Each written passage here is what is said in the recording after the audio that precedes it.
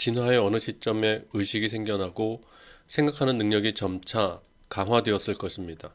대략 7만 년 전 혹은 5만 년에서 10만 년 전 사이 어느 시기에 인지혁명이라는 사건이 발생했을 것으로 학계는 보고 있습니다. 모든 생명체의 본질은 생존과 번식이라고 정의할 때 생각할 수 있는 능력은 상대적으로 불충분한 신체를 가진 인간에게 큰 도움이 되었을 것입니다. 도구를 만들거나 포식자와 먹잇감의 행동 패턴을 인지하고 분석하는 데 유용한 수단이었을 것으로 짐작할 수 있습니다. 훗날 언어를 만들어내면서 이 생각하는 능력은 폭발적으로 향상되었을 가능성이 큽니다. 그런데 인간은 자신의 필요에 의해 만들어낸 수단에 스스로 포획되어 노예가 되는 관행을 반복적으로 보여줍니다.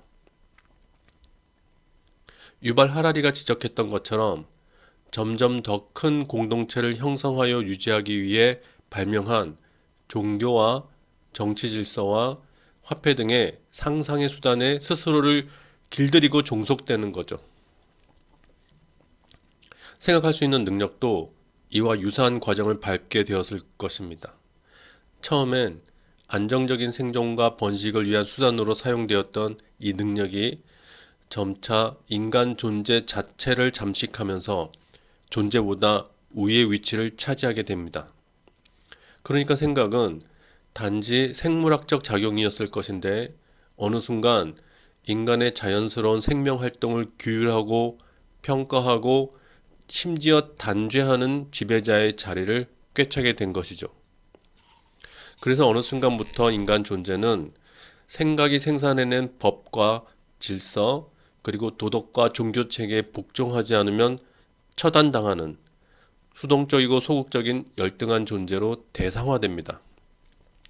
다시 말해서 인간은 이미 오래전부터 스스로 대상화되고 소외되는 삶에 길들여져 온 셈입니다.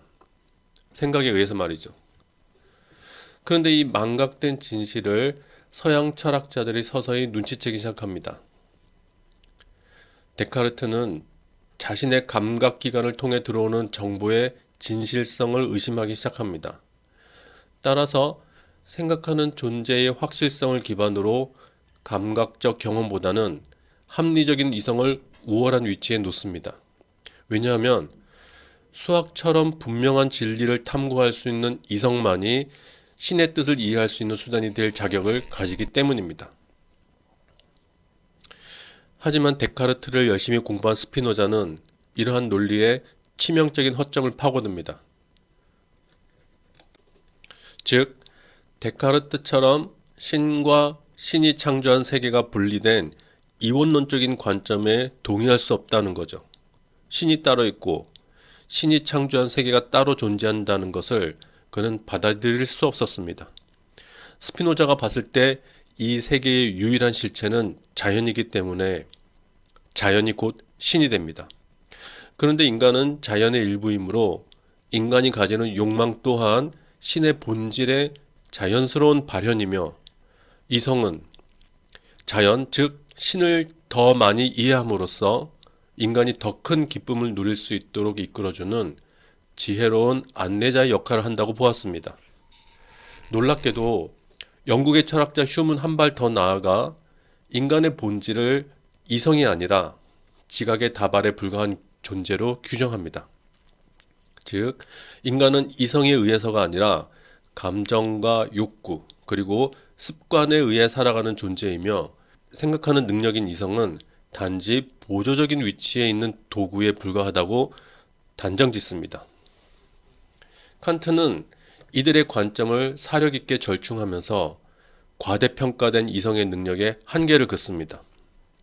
이성으로 알 수 있는 것과 알 수 없는 것 사이에 경계를 그으려고 했죠. 그런데 헤겔은 이성을 절대 이성으로 나아가기 위한 중요한 수단으로 다시 격상시킵니다. 인간의 이성은 현실과의 변증법적 상호작용을 통해 현실의 모순을 먹고 자라는 역동적인 운동체이자 역사의 주역이 됩니다. 하지만 쇼펜하우어와 니체는 이러한 헤겔의 이성관을 신랄하게 비판합니다. 즉, 이성의 토대 위에 구축된 서양 질서가 허위이고 환상이며 인간 삶의 족쇄가 되었음을 간파하고 이성보다 우월한 생의 의지와 권력을 향한 의지에 의한 자기 초월을 주장합니다.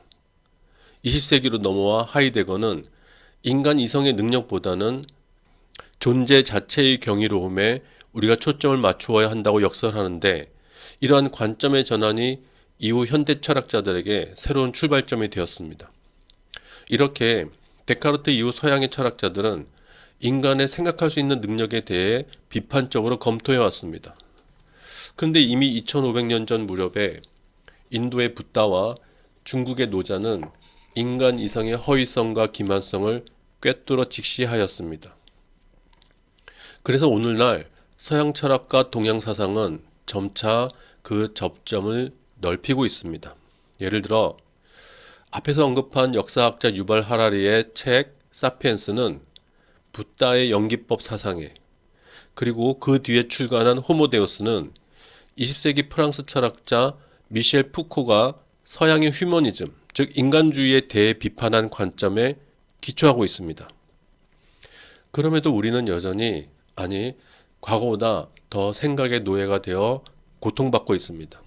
사실은 그렇다는 사실조차 인지하지 못한 채 엉뚱한 해결책을 끝없이 그리고 부질없이 쏟아내고 있습니다.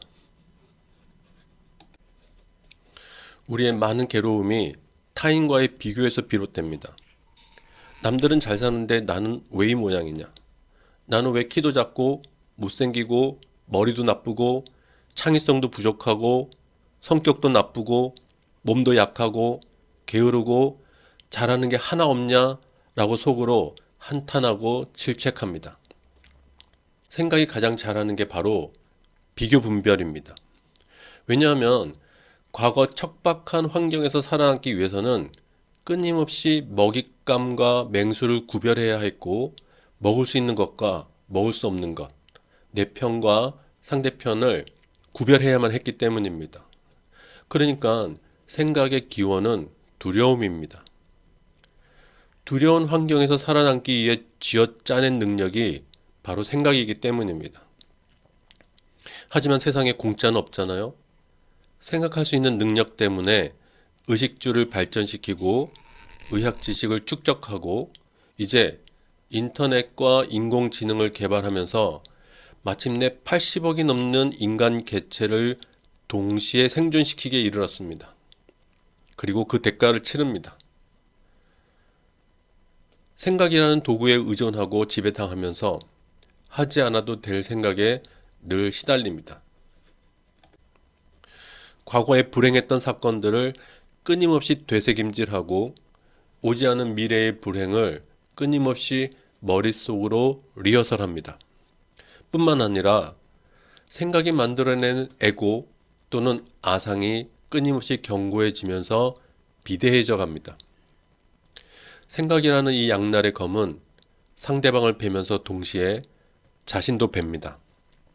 우리는 그저 이 지구상의 한 종류의 생명체였을 뿐인데, 이 단단하고 커다란 에고는 마침내 자신을 지구와 우주로부터 분리된 특별한 존재로 위치시킵니다.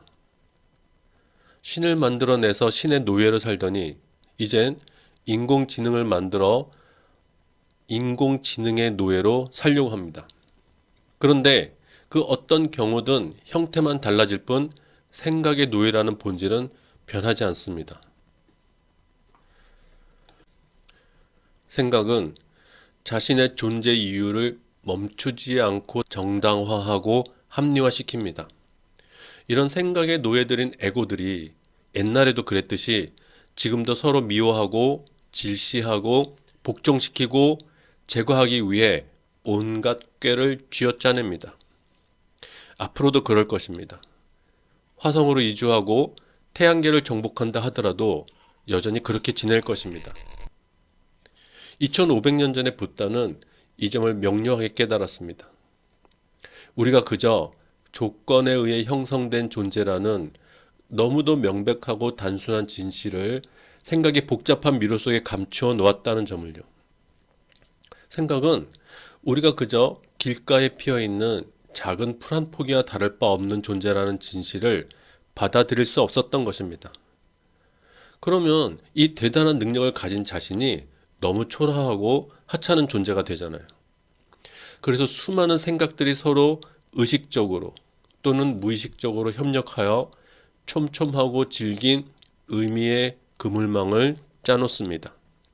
그리고 새로 태어난 어린 인간들을 이 그물망에서 빠져나올 수 없도록 하나의 작은 매듭으로 묶어놓습니다. 어려서부터 신을 믿도록 강요받은 아이들, 어려서부터 인간이 특별한 존재라고 학습받은 아이들, 어려서부터 백인이 유색인종보다 우월한 존재라는 문화 속에서 자란 아이들, 어려서부터 우리 민족이 타민족보다 우수하다는 말을 듣고 자란 아이들, 어려서부터 장애인들과 동성애자들이 비정상적인 인간으로 취급받는 것을 보고 자란 아이들, 어려서부터 인간들 사이에는 타고난 위계 질서가 있는 법이라는 것을 체득하며 자란 아이들, 이 아이들이 나중에 다시 그런 아이들을 길러냅니다. 이 모든 것들이 생각이 만들고 다듬어온 결과물들입니다. 도대체 이런 생각들은 어느 시점부터 진실이 되고 진리가 되었을까요? 지구가 처음 형성된 46억 년 전부터? 공룡이 멸종된 6천만 년 전부터? 빙하기가 끝난 1만 2천 년 전부터? 칭기스칸의 후예들이 유라시아를 휩쓸었다가 스스로 망한 뒤부터? 산업혁명이 영국에서 일어난 후부터? 1, 2차 세계대전 후 미국이 강대국으로 부상한 뒤부터? 비록 붓다는 진화론을 알지 못했지만 인간의 괴로움이 헛된 망상에서 비롯된 것임을 깨달았습니다. 제 생각엔 소크라테스도 노자도 예수도 그 점을 알아차렸던 것 같습니다. 다만 그들이 속한 문화 형태에 따라 표현 방식이 달랐을 뿐이었을 것입니다.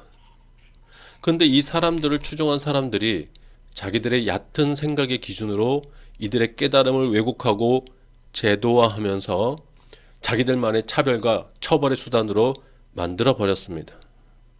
생각을 벗어나면, 그래서 생각을 그저 생각으로 바라보기만 하면 그 순간 우리는 길가에 피어있는 작은 풀 한 포기와 다를 바 없는 존재가 됩니다. 생각에 평생을 길들여져 살아온 누군가에겐 그건 절대로 용납할 수 없는 두려운 무의미 혹은 허무주의가 되지만, 차별과 자기 비하의 고통 속에서 살아온 누군가에겐 평화와 자유의 순간으로 다가옵니다. 꼭 태양계 끝에서 바라보아야만 이 지구가 창백한 푸른 점이 되는 것은 아닙니다. 지금 이 순간 생각을 잠시 버리면 내가, 다른 사람들이, 이 지구가, 이 우주가 그저 조건에 의해 형성된, 그래서 언젠가는 소멸하기 마련인 존재임을 바로 보게 됩니다. 하지만 우린 습관의 동물이기 때문에 금방 다시 생각의 세계로 끌려 들어오게 됩니다. 여기서 도노 점수가 등장하게 됩니다. 즉, 깨달음은 몰록의 순간이지만 다시 생각의 노예로 돌아가려는 관성의 질긴 끈을 끊기 위해서는 점진적이고 꾸준한 수행이 필요합니다. 명상은 생각을 제거하려고 애쓰는 몸부림이 아니라 생각을 생각으로 바라보는 새로운 습관을 만들어가는 수행입니다. 그래서 미국의 사상가 켄 윌버는 깨달음을 완벽한 자기 객관화라고 표현하기도 합니다. 생각이라는 능력을 버림으로써 동물로 퇴화되는 길을 걷는 것이 아니라 생각이 남용되고 오용될 수 있음을 이해하고 알아차리면서 생각을 지혜로 만들어가는 길을 만들어가는 것이 우리 인간에게 주어진 과제가 아닐까라는 생각을 조심스레 해봅니다. 죽음을 앞둔 붓다가 제자들에게 당부합니다. 형성된 것은 소멸하기 마련이다.